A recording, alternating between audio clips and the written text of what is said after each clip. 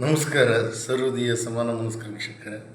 ಮತ್ತೊಮ್ಮೆ ನಾನು ನಿಮ್ಮೆಲ್ಲ ಪ್ರೀತಿಯ ಮಾಂಡವ್ಯ ಕೆಂಪೇಗೌಡ. ಇವತ್ತು ನಿಮ್ಗೆ ಹೇಳಬೇಕಾದಂಥ ಒಂದು ವಿಚಾರ ಏನಪ್ಪ ಅಂತಂದರೆ, ಈಗ ನಾನೀಗ ಮೂಲತಃ ನಾನು ಮಂಡ್ಯದವನು. ಆದರೆ ಈಗ ನಾನು ಕೆಲಸ ಮಾಡ್ತಾ ಇರ್ತಕ್ಕಂಥದ್ದು ಈ ರಾಯಚೂರಿನಲ್ಲಿ. ಮೊದಲು ಭಾಳ ಬಾಯ್ತಿದ್ರಿ ಹೆಂಗೆ ರಾಯಚೂರು ಮಂದಿ ಹೇಗೋ, ರಾಯಚೂರು ಜಾಗ ಹೇಗೋ ಅಂತ.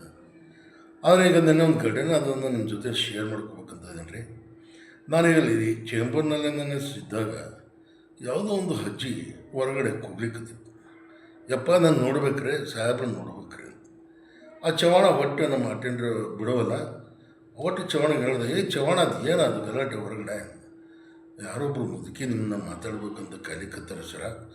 ಬಿಡ ಲಗನ ಅಂತ. ಒಳಗಡೆ ಬಂದಪ್ಪ, ಅಯ್ಯಪ್ಪ ನಮಸ್ಕಾರ ಅಪ್ಪ, ಶರಣರಿ ಅಪ್ಪ, ನಾನು ಒಂದು ನೆಪ್ಪ ಐತೇನ್ರಿ, ಭಾಸ್ಕರ್ ಸರ್ ನೀವು? ಹೌದಪ್ಪ. ಏನಪ್ಪ ಏನಾಗಬೇಕು? ಒಟ್ಟಿನಲ್ಲಿ ಹಾಕಿ ಮಾರಪ್ಪ ಬಾಯಲೆ ಅಡ್ಬಿಡೋ ಸಾಹೇಬ್ರಿಗೆ. ಯಪ್ಪ ನೀವು ಉಳಿಸಿದ ಮಗನಪ್ಪ.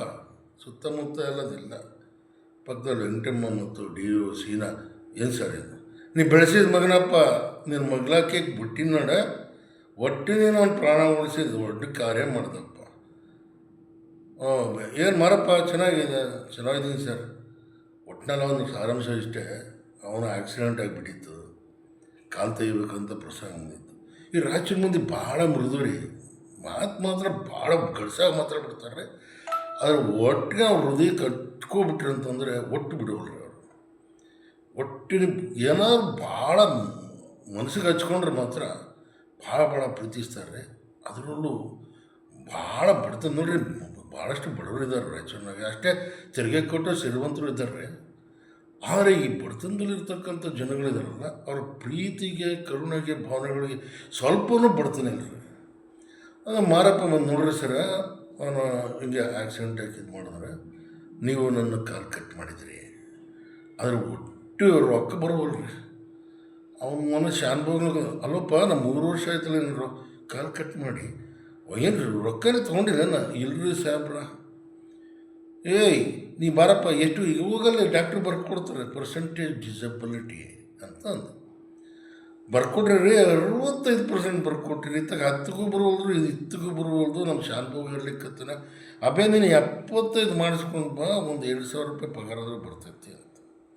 ಆ ಒಟ್ಟು ಕೇಳೋವಲ್ರಿ ಡಾಕ್ಟ್ರು. ಆ ದೊಡ್ಡ ಸಾಹೇಬ್ರ ಹತ್ರ ಹೋಗ್ರಿ, ಅವ್ರು ಮನಸ್ಸು ಮಾಡೋರು ಕೊಡ್ತಾರೆ ರೀ ಅಂತ. ನಾನು ಕರೆದೆ, ಅವರಲ್ಲೇ ಶರಣ ಬಾರ್ಲಿ ಅಂತೇಳಿ ಇನ್ನೊಬ್ಬ ಮಗನ ಕರೆದ್ಲಾಕಿ. ಅಲ್ಲಪ್ಪ ಏನಾಯಿತು, ನೀನು 3 ವರ್ಷದಿಂದ ಏನು ಮಾಡ್ತಿದ್ದೆ? ನೋಡ್ರಿ ಸರ, ಒಟ್ಟು ನಾವು ಅಕ್ಷರ ಕಲ್ತಿಲ್ರಿ. ನೀವು ಮೈಸೂರು ಮಂದಿ, ಮಹಾರಾಜರು ನಿಮ್ಗೆಲ್ಲ ಕೊಡ್ಸ್ರಿ. ಅವ್ನು ಯಾವ ರೇಂಜ್ ಮಾಡ್ಲಿಕ್ಕತ್ತಾನವ? ಮಾರೋರು ನನಗೆ ಕೂತು ಪಾಠಲ್ಲಿ ಟ್ಯೂಷನ್ ಮಾಡ್ಯಾರ ಅನ್ನೋ ರೇಂಜಲ್ಲಿ ಹೇಳ್ಲಿಕ್ಕತ್ತಾನವ. ಒಟ್ಟು ನಮ್ಮ ನಿಜಾಮ್ರು ಏನೋ ಮಾಡಿಲ್ರಿ, ರಜಾಕರು ಎಲ್ಲ ತಿಂದು ತೆಗ್ಯಾರ್ರಿ. ಅటు ನಮ್ಗೆ ಭಾಳ ಅನ್ಪಡ್ ಮಂದಿ ಇದೀವಿ ರೀ ನಾವು. ನಮಗೇನು ತಿಳಿಯೋದ್ರಿ, ಯಾರೂ ಹೇಳಿಲ್ರಿ. ಅಲ್ಲ 3 ವರ್ಷ ಅವ್ನು ರೊಕ್ಕನೇ ಎಣಿಸಿಲ್ಲೇನಪ್ಪ? ಇಲ್ಲಪ್ಪ, ಹಂಗೇನೆ ಕಾಲ ಕಳೆದು 2 ಹೆಣ್ಮಕ್ಳು ಬಿಟ್ಟವ, ನಿನ್ನ ಮಗ್ಳಾಗ ಹತ್ತೇನ್ರಿಪ್ಪ, ಏನಾದ್ರು ಒಂದು 75 ಬರೋದು, ಏನೋ ರೊಕ್ಕ ಬರೋದು ಮಾಡ್ಕೊಡಪ್ಪ. ಅದಕ್ಕೆ ಡಾಕ್ಟ್ರನ್ನ ಕರೆದೆ. ಅಲ್ಲೋಪ್ಪ ನೀ ಯಾವ ರೀತಿ? ಅಲ್ಲೋ ಬೀದರ್, ನೀನು ಬೀದರ್ ಕಲ್ಯಾಣ ಕರ್ನಾಟಕ ನೀನೇ ಹೋಯ್ತಿನಾಗ ಹಿಂಗಿಲ್ಲ. ಅದು ಹಾಜು ಬಾಜಿಗೆ ಸ್ವಲ್ಪ ನೋಡಲ್ಲ, ಓದಲ್ಲ. 65ಕ್ಕೆ ಇನ್ನೊಂದು 10 ಹಾಕ್ಬೋದಲ್ಲ ಅಲ್ಲಿ.